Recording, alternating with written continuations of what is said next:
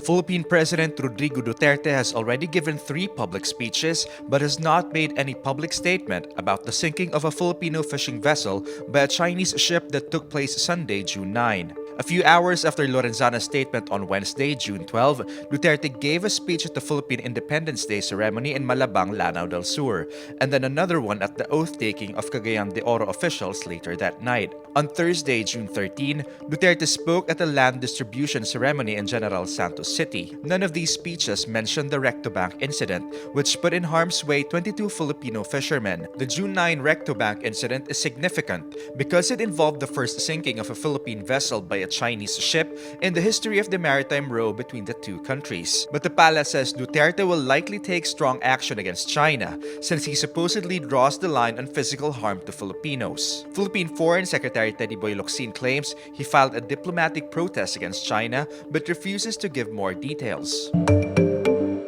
Anti-graft court Sandiganbayan denies the bids of former Senator Jinggoy Estrada and pork barrel scam mastermind Janet Napoles to have their plunder cases dismissed. This will force both of them to present their own evidence or else face conviction. If the bids were granted, Estrada and Napoles would have been outrightly acquitted of plunder over the supposed 183 million peso pork barrel scam. The prosecution is in possession of an explosive Anti-Money Laundering Council report that shows Estrada has more than $3 million worth of time deposits, insurance policies, and an abnormal rise in investments that are not reflected in the statements of assets, liabilities, and net worth. The report also says Estrada withdrew 76 million pesos as the Justice Department readied plunder charges against him.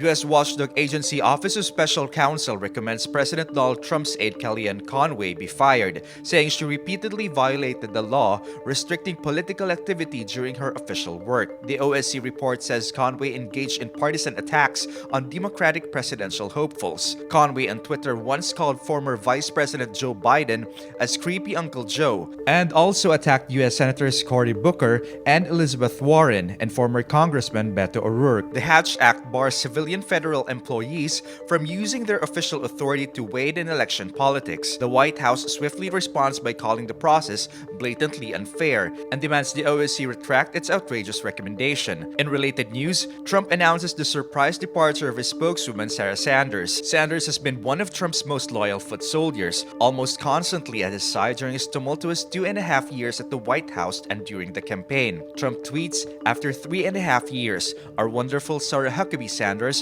will be leaving the White House at the end of the month and going home to the great state of Arkansas." Sanders earned a reputation for her clashes with journalists. The Toronto Raptors capture a historic NBA championship after pouncing on the Golden State Warriors 114-110, their first title after winning the best-of-7 series on Thursday, June 13 or Friday, June 14 Philippine time. Kyle Lowry leads the Raptors with 26 points, 10 assists, and 7 rebounds, while Pascal Siakam had 26 points and 10 boards. The Warriors lose Klay Thompson to a knee injury in the third quarter of the game after losing Kevin Durant in a previous game. Golden State had a final shot to win, but Steph Curry misses a three-pointer and Draymond Green calls for a timeout when the team had none, setting up 3 final free throws by the Raptors' Kawhi Leonard to seal the victory. Leonard earns the finals Most Valuable Player award after averaging 28.5 points and 9.8 rebounds in the series. The honor was the second in Leonard's career after winning his first finals MVP in 2014 with the San Antonio Spurs. The Raptors is the first Canadian club to win a major North American sports title since the 1993 Toronto Blue Jays captured the Major League Baseball's World Series.